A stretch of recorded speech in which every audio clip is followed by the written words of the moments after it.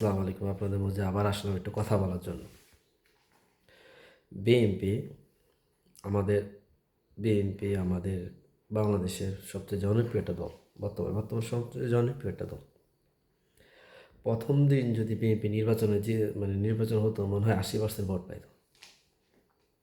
আমি আর একটা ভিডিও বলছিলাম, মির্জা ফখরুল সাহেবের যতদিন কথা বলবে, মুখ দিয়ে যদি সরও বাইর করে, একটা করে অন্তত ভোটার কমবে।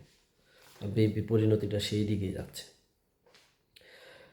ভারতের যেই পররাষ্ট্রমন্ত্রী জয়শঙ্কর যিনি ছিল, উনি প্রথমেই বলছিল যে বাংলাদেশ সেনাবাহিনীর সাথে আমাদের যোগাযোগ হচ্ছে, আমরা যত তাড়াতাড়ি পারি ওদেরকে বলবো একটা নির্বাচন আয়োজন করার জন্য পরবর্তী যে রাজনৈতিক দল আসবে তাদের সাথে আমাদের সুবিধা হবে, ওদের সাথে ডিল করতে আমাদের সুবিধা হবে। বিএনপি ঠিক ওই ফাঁদে পাড়া দিছে। এখন নির্বাচন বলতেছে, ওদের ভারতীয় একটা লোকের উদ্দেশ্য যে নির্বাচন যাতে তাড়াতাড়ি আসবে, নির্বাচনে যদি প্রতিনিধি আসবে, এদেরকে ডিল করা বাংলাদেশে সহজ। কারণ বাংলাদেশের কোনো মোরাল যে রাজনীতিবিদ এগুলো নাই। মোরাল যে নৈতিক নীতি দুর্নীতিবাজ একটা সদস্য দিয়ে ওরা ওদের কার্য হাসিল করবে। এমন ভারতের পক্ষে বা ভারত যে কথাগুলোর সাথে আমাদের অভ্যন্তরীণ বিষয়ে যে বিবৃতি দিয়ে ফেলে, ওই বিষয়গুলোতে বিএনপি কোনোদিন কথাই বলবেন। আজকে সেটা প্রমাণ হইল যে ইসকন কার্যক্রমে একজন সাংবাদিক মারা গেছে, আইনজীবী মারা গেছে। ওই আইনজীবীকে মুসলমান না হিন্দু ওটা নিয়ে সে কথা বলতে রাজি না, এই বিষয়টা নিয়েও কথা বলতে রাজি না।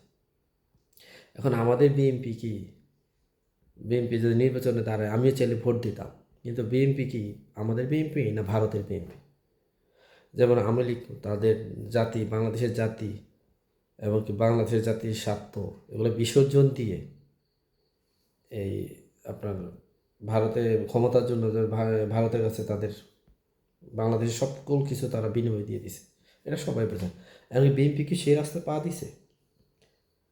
আচ্ছা, প্রথম আলোর এই লিস্টটা নিষিদ্ধ করা নিয়ে কথা বলতেছেন আপনারা, বা জনগণ কথা বলতেছে, অনেকে কথা বলতেছে, পিনাকিও পিনাকি দাদাও কথা বলছে। এই জিনিসটা তো আপনাদেরকে যুক্তিসঙ্গত কথা বলতে হবে। এরকম আপনাদের ওদের 1-1.5 বছরের পত্রিকা বিশ্লেষণ করেন, আপনাদের তো লোকের অভাব নয় ভাই, বুদ্ধিমান লোক তো অভাব হওয়ার কথা না। পত্রিকা বিশ্লেষণ করেন, আপনারা তারপর একটা মতামত দেন, এভাবেও তো কথা বলা যায়। আমার কি দুঃখ কী হয় জানেন, আমার প্রায় 10 বছর থেকে আমার মনে হয়েছে, 10 বছর ধরে আমার মনে হয়েছে বিএনপিতে কথা বলার মতো লোক নেই। এখন বিএনপি ক্ষমতায় এসে ওই অবস্থা। এই 2008-এ যখন বিএনপি 2008-এ নির্বাচন হয়েছে, তো 6-এর দিকে যখন বিএনপি ক্ষমতা ছাড়ে, তখন মনে হয়েছে যে বিএনপি যে অপকর্ম করছে, এই অপকর্মগুলো আরও হাইলাইট হয়েছে ওই 2 বছরে। এখন আওয়ামী লীগ যে অপকর্ম করছে, এখন বিএনপির কাঁধে সবগুলো যাচ্ছে, কারণ বিএনপি এগুলো সাপোর্ট দিচ্ছে প্রত্যক্ষ ও পরোক্ষভাবে। তারা সরাসরি ভারতের স্বার্থে কথা বলতেছে, সরাসরি ভারতের স্বার্থে ওখানে বিন্দুমাত্র বাঙালি মুসলমান, বাঙালি হিন্দু, সাধারণ হিন্দু এদের পক্ষে কোনো কথা বলতেছে না। ভারত যা চায় বিএনপি তাই দিতে প্রস্তুত, হয়ে গেছে, অলরেডি প্রস্তুতি হয়ে গেছে, সেভাবে দিচ্ছে। এখন অনলাইন যারা অ্যাক্টিভিস্ট আছে, বাইরে যারা থাকে, তারা সম্পূর্ণ ডিরেক্টলি ইনডিরেক্টলি বিএনপির বিপক্ষে কথা বলে যাচ্ছে, এবং বিএনপির কার্যক্রমগুলো বিএনপির পক্ষে যাচ্ছে না। আল্লাহ বিএনপিকে হেফাজত করুন। আমি ভালো থাকেন। আসসালামু আলাইকুম।